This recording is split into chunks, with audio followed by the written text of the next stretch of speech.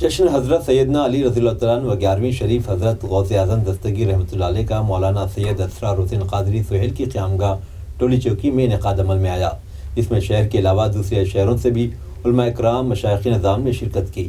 جشن مولود کعبہ حضرت سیدنا علی رضی اللہ عنہ اور سالانہ 11ویں شریف حضرت غوث اعظم دستگیر کا قیامگاہ حضرت مولانا سید شاہ اسرار حسین قادری الجیلانی المعروف سہیل پاشا میں منعقد ہوا۔ خراج کلام پاک حمد و نعت شریف سے محفل کا آغاز ہوا۔